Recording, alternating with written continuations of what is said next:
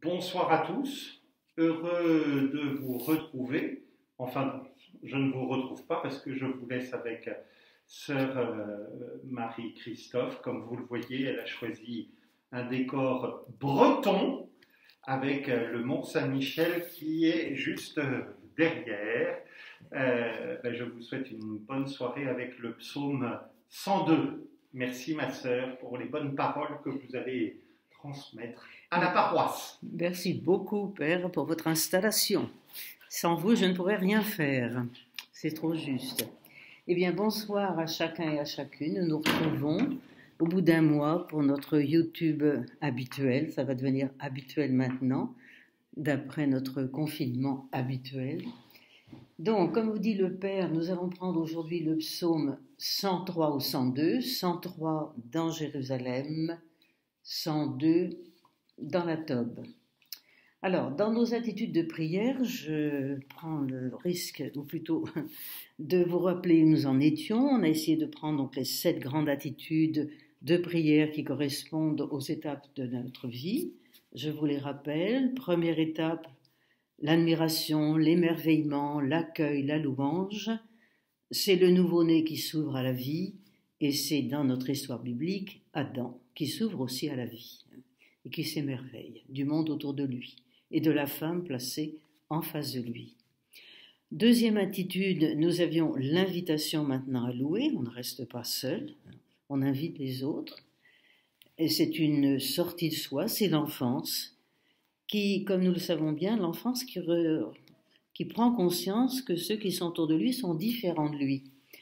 Alors, on ne s'en rappelle plus, mais il paraît que c'est très difficile comme première expérience de voir les autres ne sont pas comme moi. Bon, c'est l'enfance. C'est Abraham qui est invité justement à quitter son pays. Quitte ton pays, mais en fait, vous voyez, il faudrait traduire quitte toi-même, hein, et pour toi ce sera un mieux. Donc vous voyez, c'est ça l'enfance. Je dois quitter ce que je suis pour découvrir d'autres différents. Troisième attitude, voilà, nous arrivons à l'adolescence, c'est le combat, c'est l'affrontement, c'est la supplication, c'est l'apprentissage de ses limites. Et nous savons bien que c'est très difficile aussi, c'est coûteux. Alors c'est Jacob, dans sa lutte, dans le chapitre 37, 38 de la Genèse, c'est Jacob qui découvre qu'il lutte avec Dieu. Et puis c'est ce grand livre de l'Exode, Exodos, chemin de sortie, où le peuple d'Israël donc sort de l'esclavage égyptien et va découvrir la liberté après un long passage, évidemment. Il va découvrir lui aussi ses limites, mais en même temps faire l'apprentissage de la liberté. Quatrième étape, eh bien voilà, une fois qu'on a fait l'apprentissage de ses limites, qu'on découvre qu'on est encore debout, donc en équilibre, eh bien c'est la confiance, c'est l'âge adulte, qui paraît-il est de plus en plus tard, bon, peut-être, ça doit être vrai, mais qui est donc cet âge adulte, c'est la liberté, ou plutôt oui la liberté, mais aussi la capacité de s'engager, de faire l'offrande de soi, d'entrer en communion avec d'autres. Dans la vie biblique, c'est l'alliance. C'est le peuple de Dieu qui désormais peut faire alliance avec son Dieu, même s'il découvre, comme nous savons bien, en cours de parcours biblique, qu'il va souvent être infidèle à l'alliance. Le seul fidèle, c'est Dieu, bien sûr. Étape suivante, c'est la 5e, c'est l'expérience du mal profond, mais en même temps, c'est la découverte aussi et surtout, j'ai envie de dire, de la miséricorde de Dieu. Confession du péché, pardon. Voilà, c'est David, la grande figure de David, ce roi extraordinaire qui malheureusement pêche lourdement, mais en même temps, heureuse faute, dira saint Augustin, fait l'expérience de la miséricorde de Dieu. Et puis nous arrivons à l'étape 6, c'est la nôtre aujourd'hui. C'est quoi? C'est la bénédiction. C'est la reconnaissance qu'on arrive maintenant, vous voyez, à un âge de la sagesse, de l'âge avancé, on ne va pas le qualifier, je ne vais pas donner des chiffres, c'est différent. Sainte Thérèse de l'Enfant Jésus est morte à 24 ans en toute maturité, grande maturité, je ne dirais pas vieillesse, mais maturité. C'est donc une reconnaissance qui est tournée vers l'origine du don, qui est capable de voir d'où vient tout ce que j'ai reçu. Je n'y suis pour rien et donc je peux librement rendre grâce à l'auteur, au créateur de tout bien. Alors, c'est le livre de la sagesse, que malheureusement on ne lit pas beaucoup dans notre vie liturgique. C'est le livre de la sagesse, et puis, alors ça nous parle davantage, c'est le vieillard Siméon. Nous avons au chapitre 2 de Saint Luc. Ce vieillard Siméon, Shiméon, celui qui écoute, qui a passé toute sa vie à lire les Écritures et donc à comprendre que c'est l'attente qui porte du fruit. C'est la capacité d'attendre, donc même dans un âge avancé, qui porte son fruit, qui nous ouvre sur une espérance. Et en effet, le texte de Saint Luc nous dit, il était âgé, bien sûr, mais poussé par l'Esprit Saint, il entre dans le temple. Et là, il va accueillir Joseph et Marie, et l'enfant Jésus qu'il va prendre dans ses bras, qu'il va reconnaître comme celui qui vient apporter la consolation à son peuple. Donc voilà ce qui caractérise l'âge avancé de la sagesse, finalement, cette capacité de reconnaître les dons de Dieu. Et puis notre prochaine étape, ce sera pour la prochaine fois, oui, l'Eucharistie, l'espérance, le Magnificat, mais je n'anticipe pas. Restons à notre bénédiction pour aujourd'hui. Alors, je prends un petit peu le même schéma, comme vous y êtes plus ou moins habitués, c'est-à-dire la reconnaissance, et nous allons voir que la reconnaissance, elle va se déployer dans une double direction, la bénédiction, ce sera davantage notre thème d'aujourd'hui, et puis l'action de grâce, ce sera la prochaine fois. Donc je commence par la reconnaissance. Vous voyez, dans reconnaissance, vous entendez connaissance, connaître de nouveau, connaître à frais nouveau. Je croyais connaître, mais j'apprends maintenant, à travers l'âge, les difficultés, les luttes, que je ne connaissais pas vraiment, que j'ai à naître de nouveau pour une nouvelle connaissance. Donc c'est reconnaître ce qui vient de Dieu, c'est le remercier, c'est donc une attitude, vous voyez, qui va les résumer toutes. Le vieillard, la personne avancée en âge, c'est celle qui est capable de rendre grâce, qui est capable de bénir, dont la vie est remplie de louanges. C'est une grande grâce quand on arrive à cet âge-là. Parce que cette louange, vous voyez, elle est passée par l'épreuve des limites, et donc par l'accueil de la communion, par l'accueil de la différence. Ce n'est pas une illusion, ce n'est pas la louange facile, tout va bien. Non, on est passé par les difficultés. Elle a traversé le péché, et donc elle s'ouvre à une gratuité pure. Oui, j'ai rencontré le péché. En rigueur de terme, je n'ai droit à rien, et je reçois tout. Donc, comme je vous disais, double direction de cette reconnaissance, la bénédiction, l'action de grâce. Alors, anthropologiquement, la reconnaissance du chemin parcouru est propre à l'homme qui a déjà vécu une longue carrière. C'est pas propre aux adolescents, ni même aux jeunes adultes. C'est une carrière, vous voyez, suffisante pour faire mémoire, pour percevoir que Dieu a été présent tout au long de la route. Il est toujours là. Même si j'ai oublié sa présence, même si j'ai plus le sentiment ressenti de sa présence, il est là. Donc c'est l'attitude du sage qui arrive à une réalité objective, qui est prêt pour l'éternel. Si vous voulez, il est au-delà à la fois des illusions de la jeunesse, il est au-delà des déceptions de l'âge mûr. C'est toujours ce qui nous guette. La jeunesse, c'est les illusions. On doit les perdre. Et puis l'âge mûr peut rencontrer des illusions. Ça n'a pas réussi comme je voulais, comme je croyais en tout cas. Donc, quand je vous ai reconnaître, c'est connaître à nouveau. Ce sera la bénédiction. D'un nouveau regard, d'une compréhension renouvelée. Donc, on regarde les choses du passé, on en mesure le poids, parce qu'on a appris à les apprécier à leur juste valeur. Donc, on va acquérir, reconnaître, c'est aussi acquérir devant Dieu, devant soi-même, face à autrui, la relativité de la vie. Et donc s'en remettre entièrement à l'auteur de la vie. J'ai dépassé, comme nous disions, les illusions. Je sais bien, j'ai dépassé aussi les déceptions. Dieu est toujours là. En même temps, j'ajouterai encore que pour la reconnaissance, c'est une disponibilité à Dieu, à soi-même, aux autres. Parce que quand on a atteint un âge certain, on a du temps. On a du temps devant soi pour réfléchir, pour s'abandonner, pour prier. On n'est plus soumis au rythme trépidant de la vie. Alors on peut vivre dans la paix. La vieillesse, elle est celle qui nous rend notre mémoire et qui nous apprend en même temps l'effacement. J'ai pas tout réussi. Non, mais Dieu ne me juge pas sur mes échecs et sur mes réussites. Donc je peux m'effacer. Je continue d'exister parce que je suis au-delà de mes réussites et de mes échecs.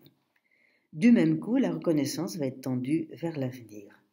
C'est une aspiration. Un plus que je ne connais pas, un plus comme on dit maintenant, un plus que je ne connais pas. Mais c'est une espérance, oui, qui s'abandonne à un avenir qui vient, lui. Et cet avenir, c'est pas un terme, c'est pas une aporie, c'est pas une impasse. Non, c'est une ouverture maximale à la vie. Action de grâce, accomplissement, vie éternelle, comme nous disons en langage chrétien. C'est la vie éternelle. Qu'est-ce qu'elle sera? Je ne sais pas, mais je sais qu'elle sera.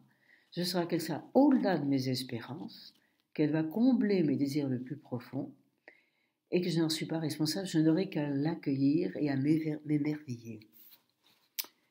Bien, ça c'était une approche un peu plus anthropologique, comme vous l'avez bien entendu. Dans la Bible, qu'est-ce qu'on peut dire dans la Bible? Dans la Bible, qu'est-ce qui va revenir beaucoup, c'est le thème de la mémoire. Si bien que, vous voyez, on peut dire que dans la Bible, le seul péché qui soit reproché vraiment, c'est l'oubli. Dieu va reprocher à son peuple l'oubli. Tu m'as oublié, moi, la source d'eau vive, et tu t'es créé des citernes qui ne tiennent pas l'eau. Vous avez ça dans les premiers chapitres de Jérémie. Tu as oublié ton Dieu. Voilà, l'oubli. Alors, la mémoire, eh bien, c'est le souvenir à la fois que Dieu garde de l'homme et celui que l'homme garde de Dieu et de son action dans la création, dans l'histoire. Faire mémoire, c'est rappeler les événements et donc c'est renouer l'alliance. Les couples connaissent bien ça. C'est important de faire mémoire des anniversaires, du jour du mariage, etc. Parce qu'on va faire revivre les beaux souvenirs qu'on en a et du coup, on renouvelle notre relation. Alors Israël a toujours vu les choses ainsi, vous voyez, dans sa relation avec Dieu. Il évoque les rencontres de Dieu qui lui a donné l'alliance, et ce peuple élu va revivre avec Dieu une profondeur nouvelle à chaque fois, dans l'aujourd'hui et dans l'avenir. Et même s'il fait mémoire de ses échecs, c'est pour en faire mémoire finalement de la miséricorde de Dieu, plus grande que son péché. Donc Israël plutôt, fait constamment mémoire de son Dieu, si bien qu'il demeure dans une présence active de Dieu. Ce que nous avons oublié beaucoup, vous voyez. Les païens, c'est justement ceux qui ne savent pas qu'ils ont à faire mémoire. Le peuple élu, c'est celui qui fait mémoire et donc qui a à son actif des quantités de bénédictions pour toutes les actions qu'on pose dans la journée, comme nous le savons. Alors, en faisant mémoire, il bénit Dieu, c'est-à-dire il remonte à la source d'où émane l'amour qui le comble. Et faisant mémoire de la grâce de Dieu, dans son action, dans son histoire, il entre en action de grâce. L'action de grâce, qu'on verra davantage la prochaine fois, c'est la grâce en action. La bénédiction, là j'étais encore dans ce qui était plus général, mais en soulignant le rôle de la mémoire. Nous savons bien, nous chrétiens qui célébrons l'Eucharistie est un mémorial. La bénédiction. Dans la Bible, donc, nous voyons bien, je l'ai déjà un petit peu dit, que la bénédiction, c'est une action de Dieu et c'est une action de l'homme. À la fin de l'évangile de Saint Luc, nous voyons, c'est le chapitre 24, les versets 50 à 53, nous voyons Jésus qui quitte ses disciples au mont des Oliviers, et il les quitte en les bénissant avant de les envoyer en mission jusqu'aux extrémités du monde. Il va les bénir, et ceux-ci d'ailleurs vont retourner à Jérusalem dans le temple. Alors, ce qui est intéressant de voir, je vous le rappelle, c'est qu'au tout début de l'évangile de Luc, au chapitre 1, Luc nous présente Zacharie d'Élisabeth, excusez-moi, ces gens des juges irréprochables qui observent les commandements des gens merveilleux et tout. Et Zacharie, donc, qui cette fois-là, tiré par le sort, doit officier en tant que grand prêtre dans le temple. Mais voilà, je laisse le doute de Zacharie. Ce serait très intéressant de le développer, mais ce n'est pas le lieu. En tout cas, il se retrouve muet, puisqu'il a douté. Donc le doute en nous, c'est ce qui anthropologiquement nous conduit à ne plus avoir de parole. Ce n'est pas Dieu qui le punit, puisque Jean-Baptiste va naître 9 mois après. Oui, on entend ça comme une punition. Non, Zacharie n'est pas puni. C'est la conséquence de son doute, de son soupçon. Il n'est plus capable de louer. La louange, c'est le fait d'un esprit libre. Et ne pouvant plus louer, il quitte le temple sans quoi faire. Eh bien, c'est que le grand prêtre, une fois qu'il était rentré dans le temple, qu'il était rentré devant le Saint des Saints, il ressortait pour communiquer au peuple de Dieu la bénédiction de la part de Dieu. Et là, nous voyons que notre Zacharie, on nous dit, le peuple s'attendait, je suis au verset 21, attendait, Zacharie s'étonnait qu'il s'attardât dans le sanctuaire. Mais quand il sortit, il ne pouvait plus leur parler. Ils comprirent qu'il avait une vision dans le sanctuaire, mais il demeurait muet. Pas de bénédiction de la part de Zacharie. Non. Cette bénédiction, il nous faut attendre le chapitre 24 de l'évangile de Luc pour la recevoir, mais cette fois-ci de la part du nouveau grand prêtre éternel, unique, qu'est Jésus le Christ. Nous retrouvons Luc 24, versets 50-53, Jésus-Christ qui assume cette bénédiction éternelle que n'a pas pu donner Zacharie. Donc cette bénédiction, nous voyons que c'est d'abord un don de Dieu. Alors pour Israël, c'est toute la vie qui est l'objet de la bénédiction. Donc comme nous disions, toute cette quantité de prières de bénédiction qu'on a dans le rituel juif. Tout est question de bénédiction. La nourriture, les actes les plus banals de la vie quotidienne, tout, bénédiction. Donc c'est bien voir que Dieu est présent à tout notre quotidien. Alors, la formule la plus courante des bénédictions, c'est celle-ci, béni soit le Dieu très haut. Voilà, béni soit le Dieu très haut. Alors, à partir des écrits de l'exil en particulier, cette bénédiction va devenir tout à fait spontanée et ça va être un des thèmes majeurs de la prière d'Israël. Elle est la réponse à toute l'œuvre de Dieu. Alors, vous voyez, je vous disais, cette bénédiction qui est courante, fréquente, continuelle dans la vie d'Israël, tout est occasion de bénédiction, si bien que vous avez un psaume à qui dit, alors excusez-moi, je ne sais plus lequel, c'est dans les psaumes 60, quelque chose comme ça, Israël, ses sources sont en Dieu, c'est très fort.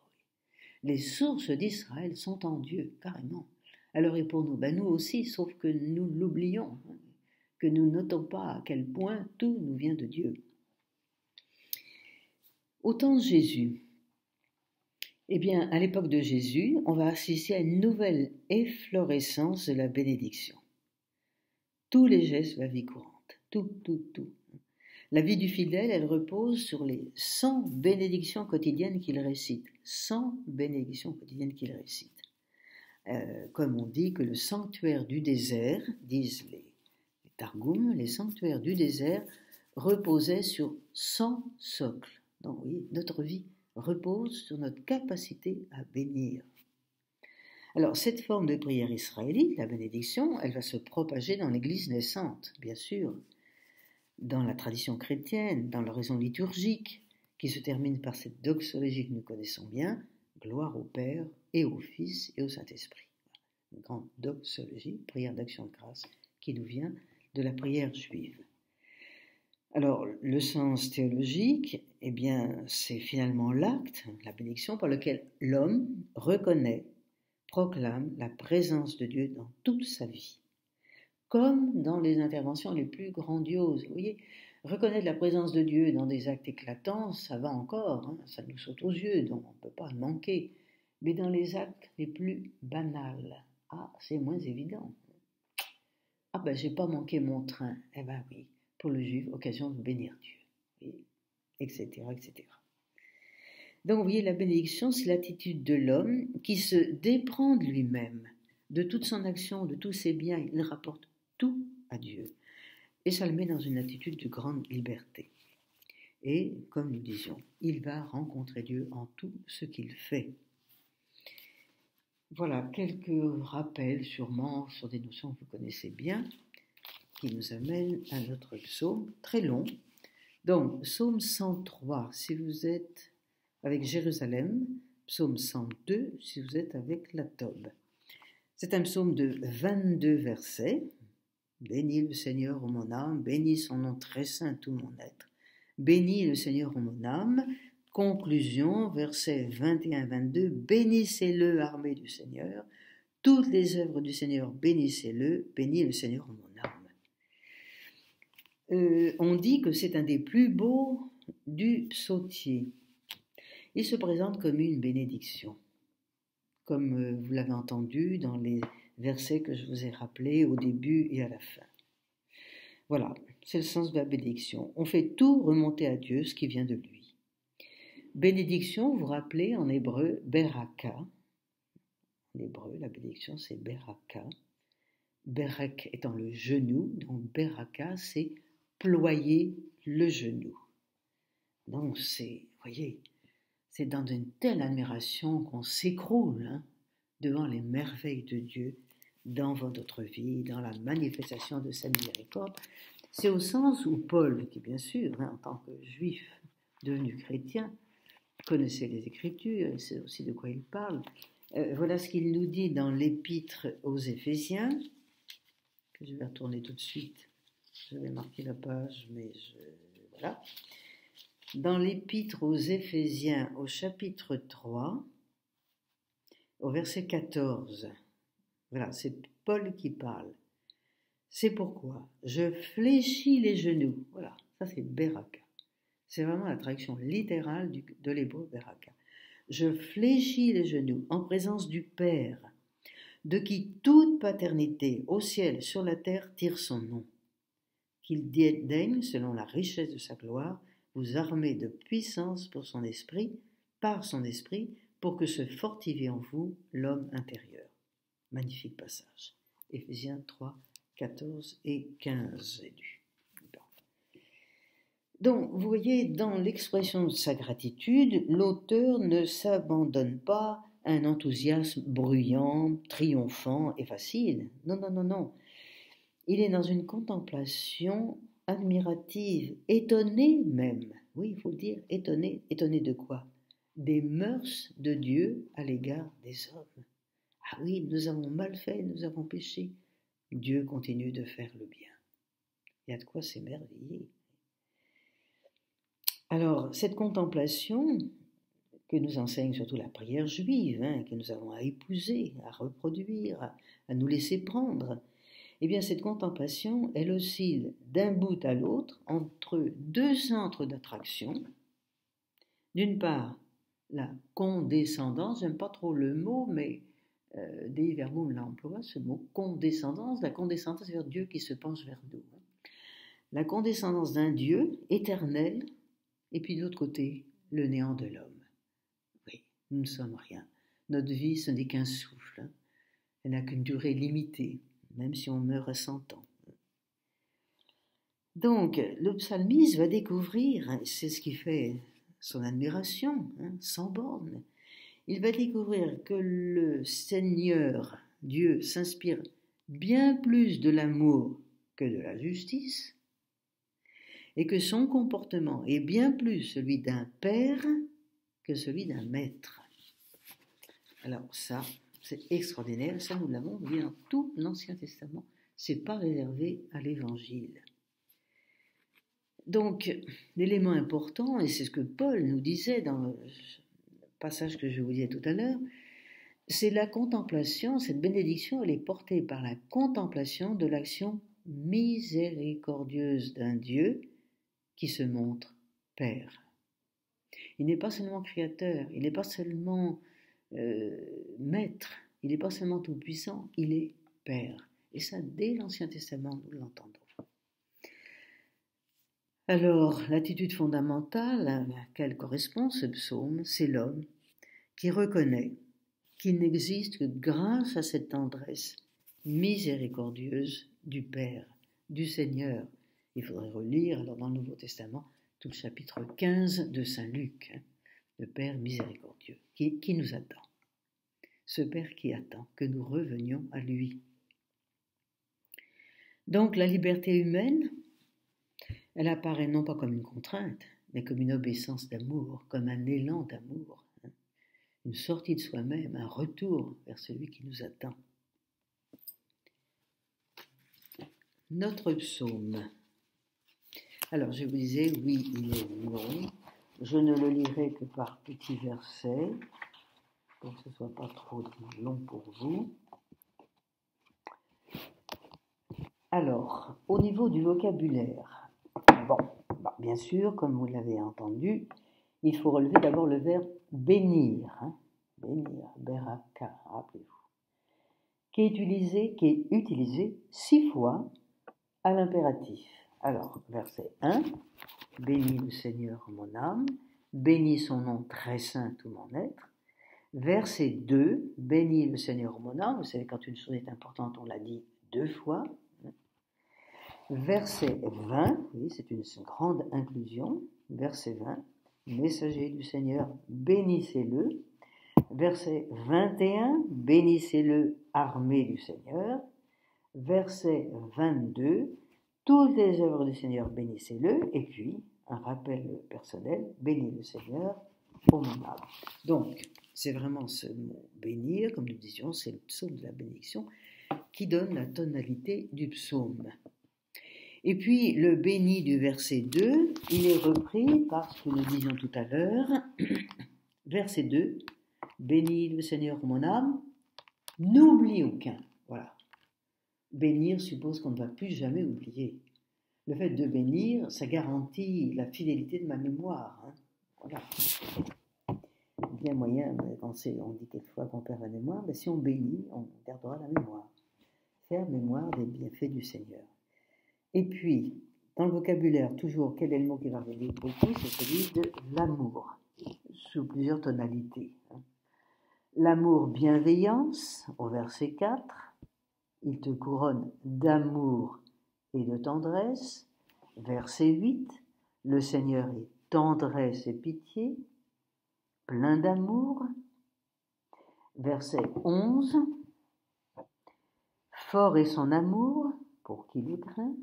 Verset 17, mets l'amour du Seigneur sur ceux qui le craignent, et de toujours à toujours, qui peut dire mieux. Alors, allier bien sûr tendresse, miséricorde, verset 4, verset 8, verset 13, comme la tendresse du Père pour ses fils, la tendresse du Seigneur pour qui le craint. Auquel s'oppose, alors très souvent, quand on a une vérité très forte, on dit aussi le contraire dans la Bible. Alors, le contraire de l'amour, c'est la colère, verset 8 et verset 9. Il est lent à la colère. Vous pourriez me dire, donc c'est que le Seigneur se met en colère. Non, ça veut dire qu'il ne se met jamais. La lenteur veut dire qu'il ne se mettra jamais. Et encore que dans certains passages, la colère va être vue comme un signe que le Seigneur sort de sa passivité apparente pour venir à notre secours. Donc vous voyez, les mots sont difficiles pour nous. Et puis, qu'est-ce qu'il faudrait citer dans le vocabulaire? Les largesses du Seigneur. Comment s'appelle-t-elle? Des rétributions. verset 2, les bienfaits. Verset 10, il n'agit pas selon nos fautes, il ne nous rend pas selon nos offenses. Heureusement que le Seigneur n'agit pas vis-à-vis de nous comme nous vis-à-vis de lui. Bon. On a aussi la justice, verset 6, verset 17, les hauts faits du Seigneur, le verset 7.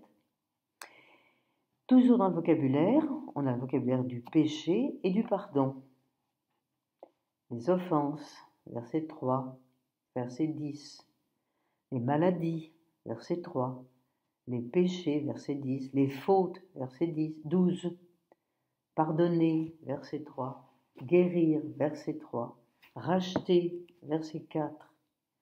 Couronner, verset 4 aussi. Rassasier, verset 5. Renouveler, verset 5. Donc vous voyez, le péché ne se sépare jamais dans la Bible de la notion de pardon. Reconnaître ses péchés, c'est savoir déjà qu'on est pardonné, voilà, et qu'on est guéri, et qu'on sera rassasié.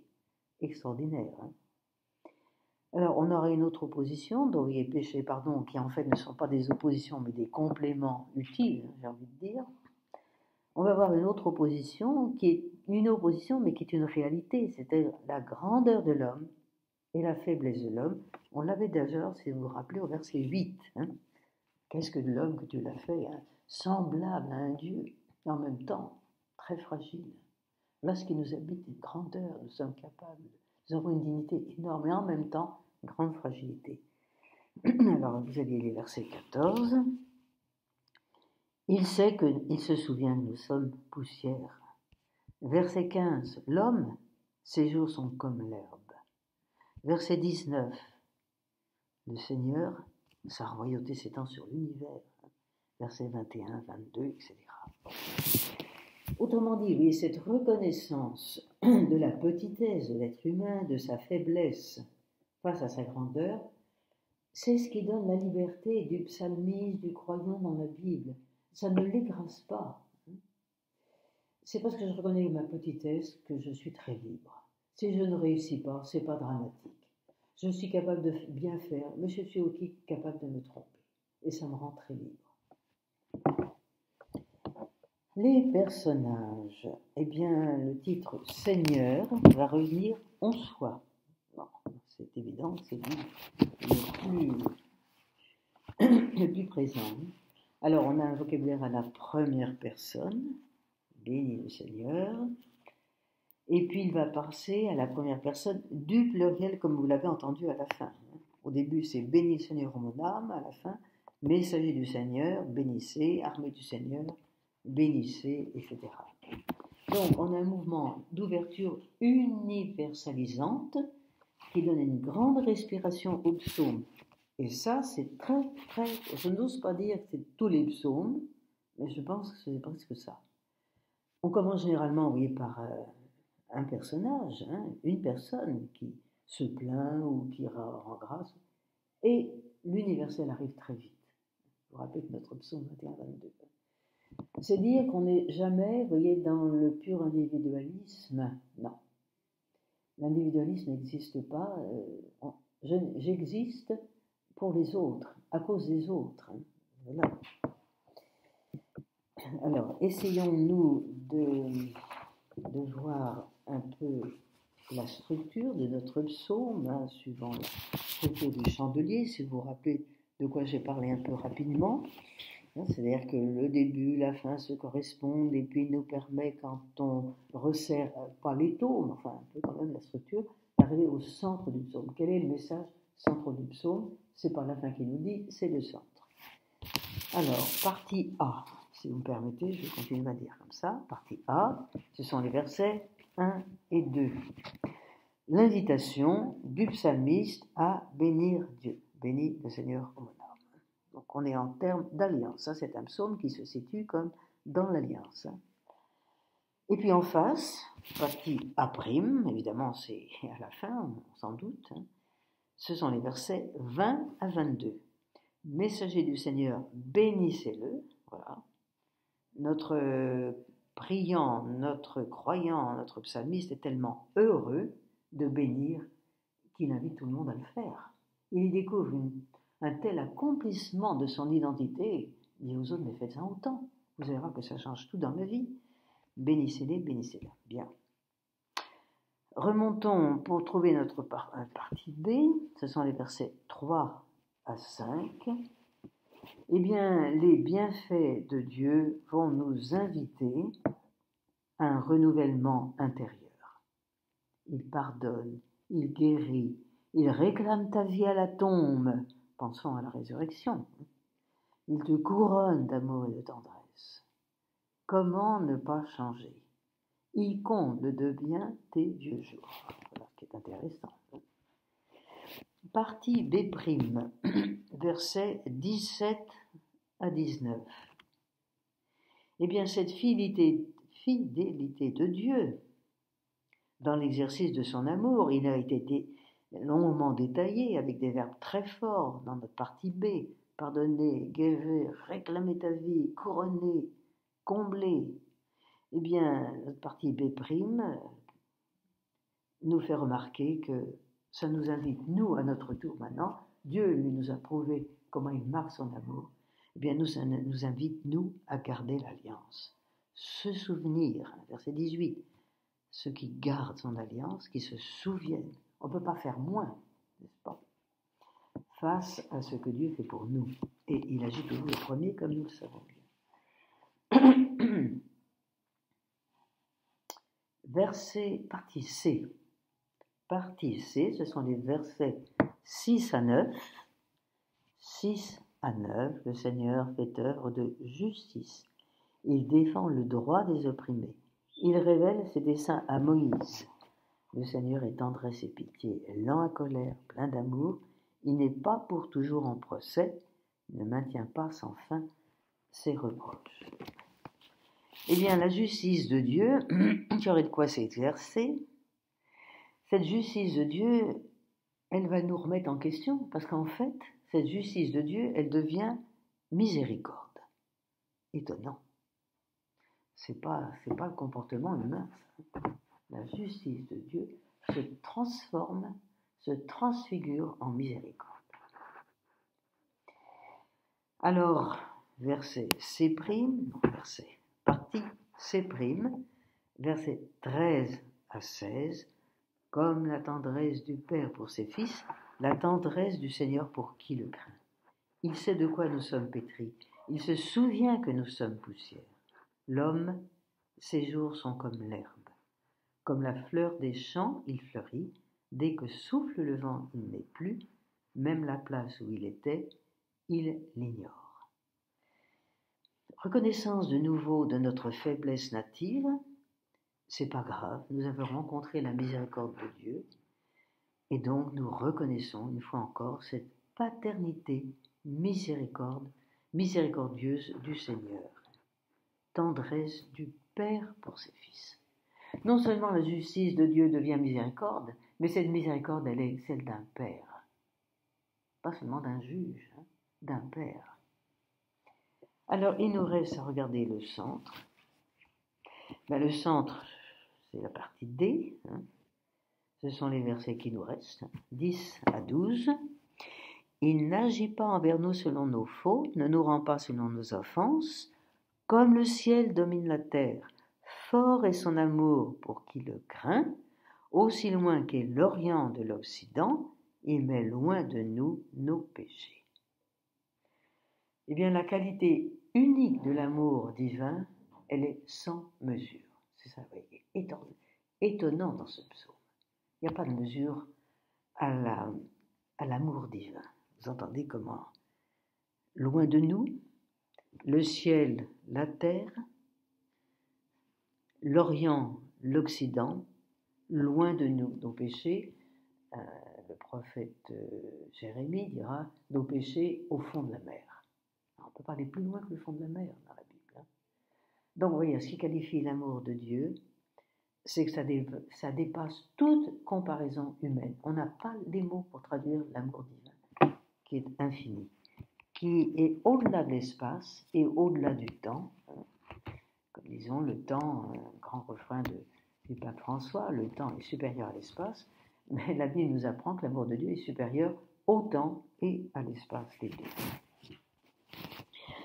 Donc, si nous regardons un peu le mouvement du psaume,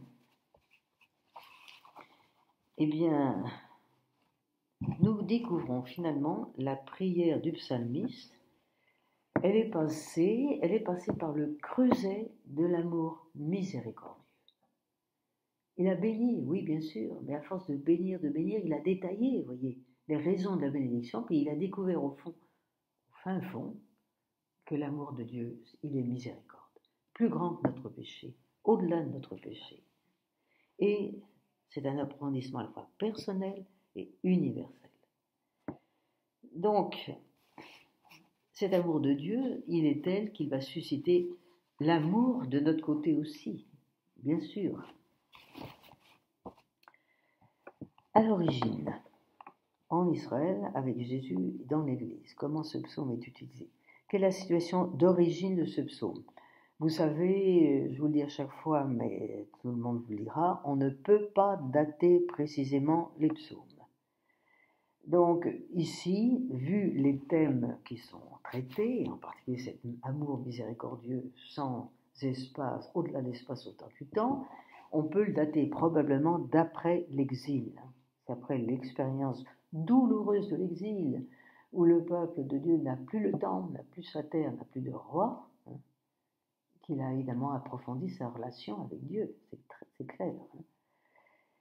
Donc c'est la restauration du peuple qui va revenir sur sa terre, donc il redécouvre à quel point Dieu était fidèle à son alliance. On peut dire aussi que ce psaume est probablement né d'une profonde expérience spirituelle. Voilà quelqu'un qui a expérimenté la miséricorde infinie de Dieu vis-à-vis de lui. Alors on pourrait lire cela, on pourrait rapprocher de ces deux courants, le courant deutéronomiste qu'on retrouve dans Ézéchiel, chapitre 34, versets 5 à 7. Donc Ézéchiel, chapitre 34, versets 5 à 7. Mon troupeau erre sur toutes les montagnes, sur toutes les collines élevées. Mon troupeau est dispersé sur toute la surface du pays. Nul ne s'en occupe, nul ne se met à sa recherche. Le seul qui va se mettre à la recherche du peuple dispersé en exil, c'est Dieu, dans son amour miséricordieux, qui renouvelle son alliance alors que le peuple, comme vous vous rappelez, a été infidèle, en particulier avec l'apostasie du veau d'or.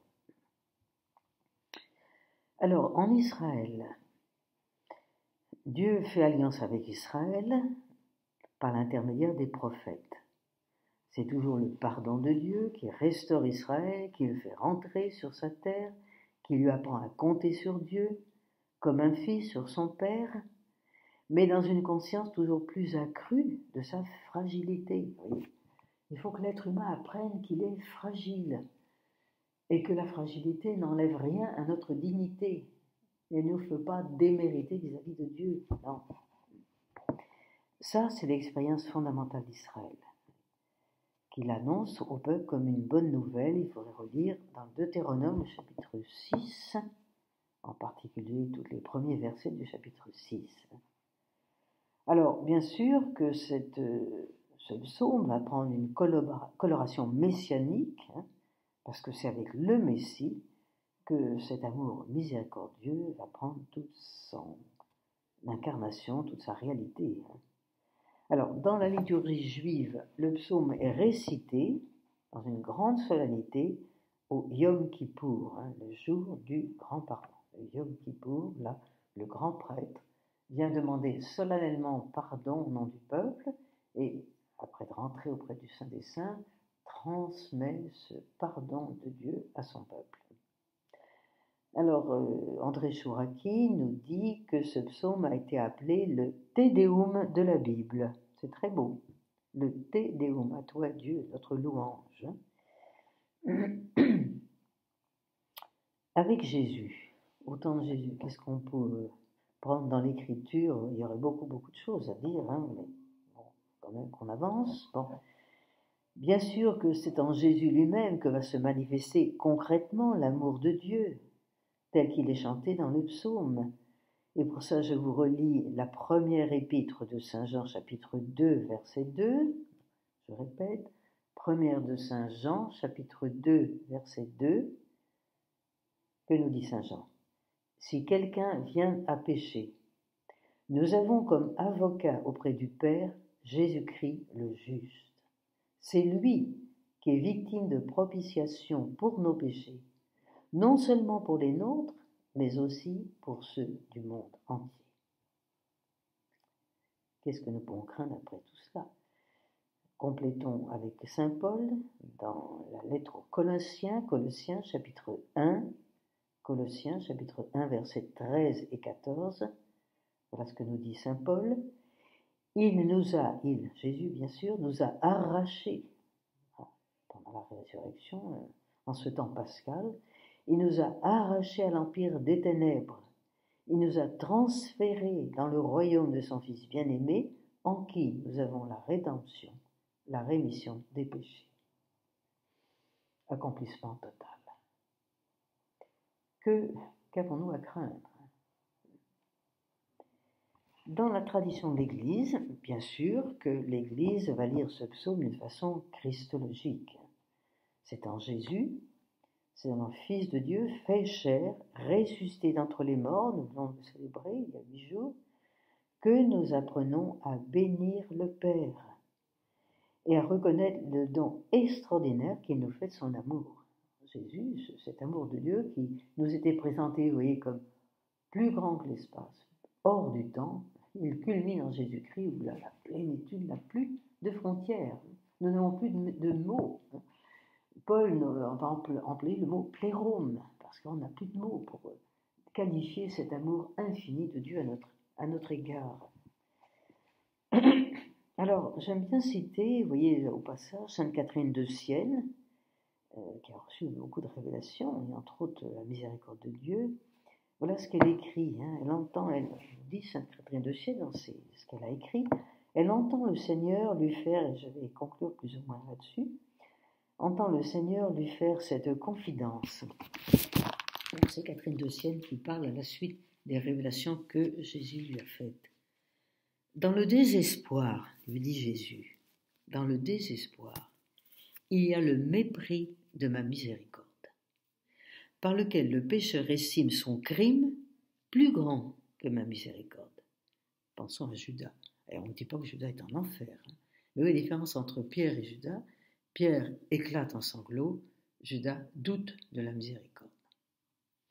Je reprends Catherine de Sienne, Jésus à travers Catherine de Sienne, le pécheur estime son crime plus grand que ma miséricorde. Une fois tombé dans ce péché du désespoir, il ne se repent plus. C'est le seul crime qui conduit en enfer. S'il eût espéré dans ma miséricorde, il eût obtenu le pardon. Car ma miséricorde est incomparablement plus grande que tous les péchés que peuvent commettre toutes les créatures ensemble. Aussi, est-ce le plus cruel affront que l'on puisse me faire que d'estimer que le crime de la créature est plus grand que ma bonté. Je reprends la dernière phrase. Le plus cruel affront que l'on puisse me faire, dit Jésus, c'est d'estimer que le crime de la créature est plus grand que ma bonté. Donc, je m'arrête là vraiment. Ce psaume nous apprend, vous allez découvrir par grâce le chemin de la vraie liberté. C'est le chemin de l'alliance qui a été donné par Dieu déjà à Moïse, c'est-à-dire la remise de notre fragilité entre les mains du Père. Voilà, nous nous retrouverons dans un mois, au mois de mai, vers le 15 mai, je ne sais plus la date exactement, pour l'action de grâce, qui sera le deuxième volet de cette reconnaissance. Nous avions la bénédiction, nous aurons l'action de grâce, et je vous souhaite encore de saintes fêtes de Pâques, parce que nous sommes dans le temps pascal jusqu'à la Pentecôte. Bonne soirée à chacun et à chacune de vous, et merci pour votre écoute.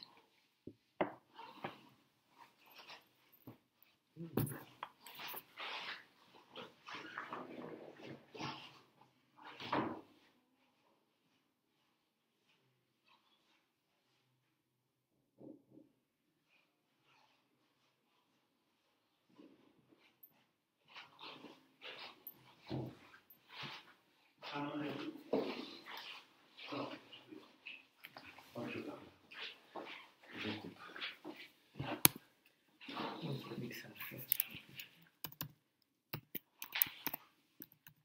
Ah.